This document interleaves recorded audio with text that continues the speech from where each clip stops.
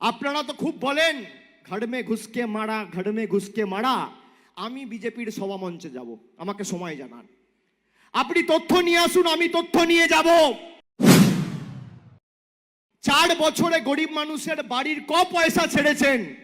এই অমিত শাহ যোগী আদিত্যনাথকে বলবো পরের বার বাংলায় এলে শ্বেতপত্রটা হাতে করে নিয়ে আসবেন, আর আমাকে 1 ঘন্টা সময় দেবেন, আমি আপনার মঞ্চে যাব।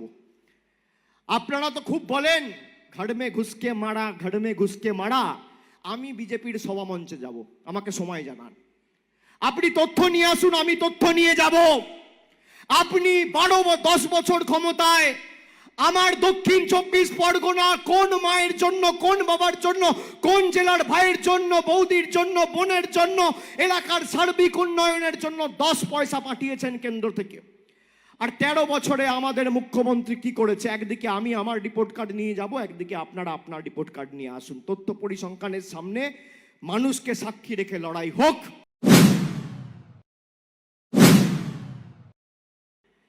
আজকে অমিত শাহ, ভারতবর্ষের স্বরাষ্ট্রমন্ত্রী, যে 3 বছর আগে এসে সুন্দরবনে বলে গেছিল সুন্দরবনের উন্নয়নের জন্য 2 লক্ষ কোটি টাকা দেবো, সে আজকে সভা করতে এসে বর্ধমানে বলেছে আমার নাকি মুখ্যমন্ত্রী হওয়ার ইচ্ছা, আমার রাজনৈতিক ভবিষ্যৎ ওনারা শেষ করবে না, আমার কোনো পদ লাগবে না, আমি সারাক্ষণ সর্বক্ষণের মানুষের কর্মী, এর জন্য কোনো স্ট্যাম্প লাগে না, সাংসদ রয়েছি তাও মানুষের কাজ করছি, যেদিন থাকবো না সেদিনকেও করব।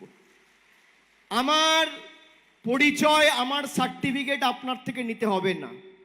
আর আপনি যদি চান অভিষেক বন্দ্যোপাধ্যায় রাজনীতি ছেড়ে দিক, আপনাকে 3টে অপশান আমি দিচ্ছি, 3টে সুযোগ দিচ্ছি।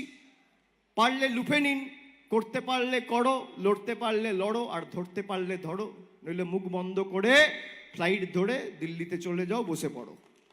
3টে সুযোগ দিচ্ছি। 1, বাংলার 1,64,000 প্রাপ্য পাওনা, 1,64,000 কোটি টাকা আপনারা গায়ের জোরে আটকে রেখেছেন গরিব মানুষের টাকা, ছেড়ে দিন।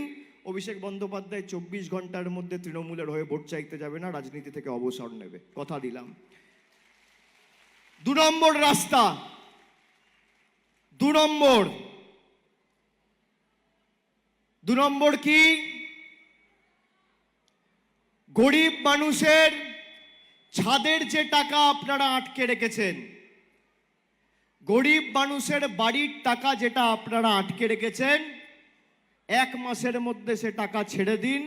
আমি রাজনীতি করব না, ছেড়ে দেবো। আমরা রাজনীতি করি মানুষের উন্নয়নের জন্য, আমরা নিজেদের স্বার্থে রাজনীতি করি না। আপনারা রাজনীতির মধ্যে রাজে বিশ্বাসী, আমরা রাজনীতির মধ্যে নীতিতে বিশ্বাসী।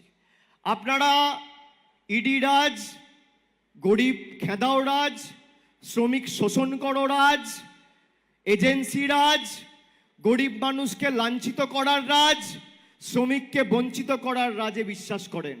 আর আমাদের সরকার গরিব মানুষের হাতে অর্থ তুলে দিয়ে, মানুষকে বিনামূল্যে রেশন দিয়ে, লক্ষ্মীর ভাণ্ডার দিয়ে, কন্যাশ্রী দিয়ে, রূপশ্রী দিয়ে উন্নয়নের নীতিকে নতুনভাবে মানুষের কাছে পৌঁছে দিয়ে নীতিতে বিশ্বাস করে, আদর্শে বিশ্বাস করে। আমরা রাজে বিশ্বাস করি না। আর 3য় অপশন, 3 নম্বর রাস্তা, ডায়মন্ড হারবারে এখনো মনোনয়ন দেওয়ার সময় হয়নি, আপনি নিজে এসে আমার বিরুদ্ধে লড়াই করে আমাকে হারান, আমি রাজনীতি ছেড়ে দেব।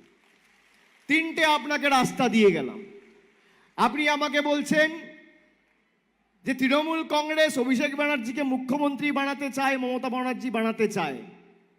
আপনি নিজের মনের সুপ্ত বাসনা বলছেন, আপনি আপনার ছেলেকে BCCI এর প্রেসিডেন্ট বানাতে চান। সবাই আপনার মতো নয়, আপনি জীবনে আন্দোলন করেননি, আপনার বিরুদ্ধে একাধিক অভিযোগ রয়েছে। আজকে কাউকে ইডি, CBI ডাকলে আপনারা চোর বলেন, আপনি নিজে জেলখাটা আসামি।